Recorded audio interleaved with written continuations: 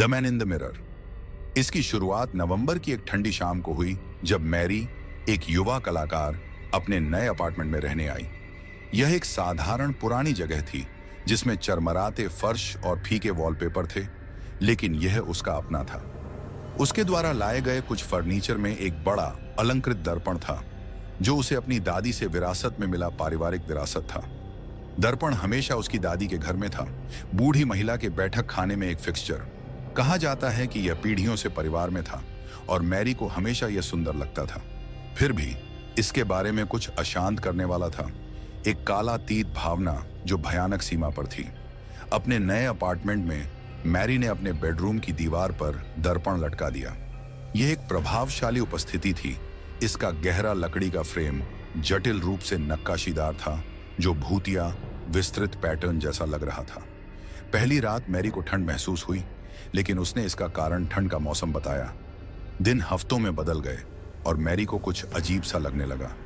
पहले तो यह सूक्ष्म था, प्रतिबिंब में एक क्षणभंगुर हलचल, जैसे कोई छाया उसके पीछे से गुजर रही हो। वह पीछे मुड़ती, लेकिन कमरा खाली रहता। उसने खुद से कहा कि यह सिर्फ उसकी कल्पना है, लेकिन फिर उसे और अधिक स्पष्ट आकृतियां दिखाई देने लगीं। जब वह कमरे में अकेली होती तो दर्पण में एक अस्पष्ट आकृति चलती। एक शाम जब मैरी सोने की तैयारी कर रही थी तो उसने इसे स्पष्ट रूप से देखा। दर्पण के प्रतिबिंब में एक आदमी का चेहरा उसके ठीक पीछे खड़ा था। वह पुराने जमाने के कपड़े पहने हुए था। उसका भाव शून्य था और उसकी आंखें खाली थीं। भयभीत होकर मैरी ने पीछे घूमकर देखा, लेकिन कमरा खाली था। उत्तर पाने के लिए बेताब मैरी ने दर्पण के इतिहास पर शोध किया।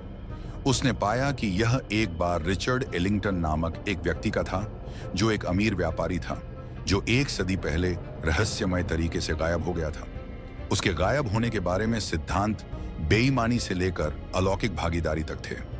उसके अचानक गायब होने का कभी स्पष्टीकरण नहीं दिया गया और दर्पण उसके घर में छोड़ी गई आखिरी वस्तु थी। मैरी चिंतित हो गई और उसने दर्पण को अटारी में ले जाने का फैसला किया। ऐसा लगता था कि इस कदम से उसका डर कुछ समय के लिए कम हो गया था, लेकिन जल्द ही डर फिर से जाग उठा। उसे अटारी में फुसफुसाहटें सुनाई देती जो हल्की लेकिन स्पष्ट होती थीं। उसकी नींद आईने में दिखने वाले आदमी के बुरे सपनों से ग्रस्त हो गई। उसका चेहरा पीड़ा में मुड़ गया। एक रात इसे और सहन न कर पाने के कारण मैरी अटारी में वापस आ गई। आईना धूल की मोटी परत से ढका हुआ था और फुसफुसाहटें तेज हो गईं। जैसे ही उसने धूल पोंछी, उस आदमी का चेहरा फिर से प्रतिबिंब में दिखाई दिया। इस बार उसने सीधे उसकी ओर देखा। उसका चेहरा दुखी और हताश था। मैरी का दिल तेजी से धड़क रहा था। उसे यह समझने की तीव्र इच्छा महसूस हुई कि क्या हो रहा है। बहादुरी या पागलपन के एक पल में उसने आईने को छूने के लिए हाथ बढ़ाया।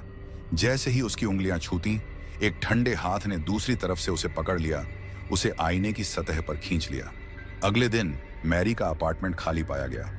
आईना अटारी में ही रह गया। उसकी सतह अब साफ और स्थिर थी। खोज की गई, लेकिन मैरी का कोई पता नहीं चला। उसके गायब होने की घटना भी आईने के रहस्यों की सूची में जुड़ गई। आज भी वह आईना उस अटारी में अछूता खड़ा है। कभी कभी जो लोग वहां से गुजरते हैं वे दावा करते हैं कि उन्होंने आईने में एक चेहरा देखा है जो अभी भी इंतजार कर रहा है, अभी भी बाहर निकलने का रास्ता खोज रहा है।